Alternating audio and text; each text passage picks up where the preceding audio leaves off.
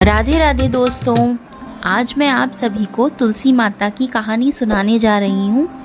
तो प्रेम से बोलिए तुलसी माता की जय। कहा जाता है कि जब जब धरती पर अधर्म बढ़ता है तब भगवान किसी न किसी रूप में धर्म की रक्षा करते हैं।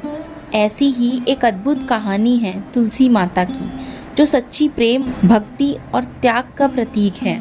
बहुत समय पहले एक महापुरुष हुए, धर्मध्वज राजा, जिनकी पत्नी मालवती अत्यंत धार्मिक थीं।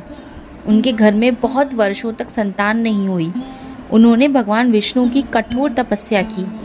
भक्ति से प्रसन्न होकर भगवान विष्णु ने कहा, राजन, तुम्हें एक दिव्य कन्या प्राप्त होगी जो मेरे अंश से उत्पन्न होगी। वह पृथ्वी पर धर्म की रक्षा करेगी। कुछ समय बाद उनके घर पर एक कन्या का जन्म हुआ, वृंदा छोटी उम्र से ही भगवान विष्णु की परम भक्त थीं। वह दिन रात हरि नाम का जप करती और अपने जीवन को पवित्र रखती थीं। समय बीता और वृंदा का विवाह असुरराज जालंधर से हुआ। जालंधर शक्तिशाली था, लेकिन उसने देवी वृंदा के पतिव्रत और भक्ति से अपनी शक्ति प्राप्त की थी। जब तक वृंदा अपने धर्म पर स्थिर रही, कोई भी देवता जालंधर को पराजित नहीं कर सकता था।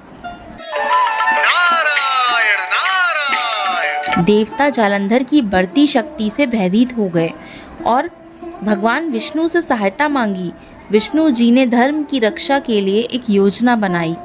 एक दिन भगवान विष्णु ने जालंधर का रूप धारण किया और वृंदा के सामने प्रकट हुए।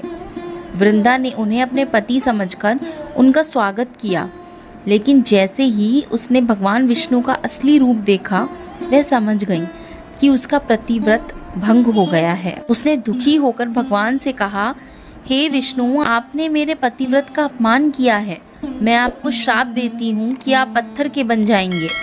वृंदा के श्राप से भगवान विष्णु का शालिग्राम रूप प्रकट हुआ और उसी समय वृंदा ने अपने प्राण त्याग दिए।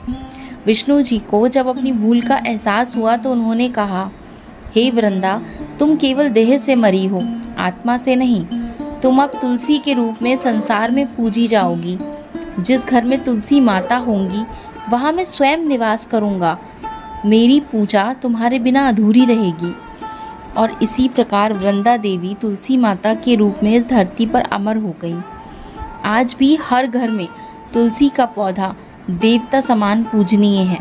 कहा जाता है, जहाँ तुलसी माता का वास होता है वहाँ पाप का नाश और सुख शांति का निवास होता है। दोस्तों, प्रेम से बोलिए तुलसी माता की जय। दोस्तों, अगर आपको कहानी अच्छी लगी हो तो कहानी को लाइक कीजिए और सभी के साथ शेयर कीजिए। कमेंट में जय माँ तुलसी, ओम नमो नारायण, राधे राधे ज़रूर लिखिए।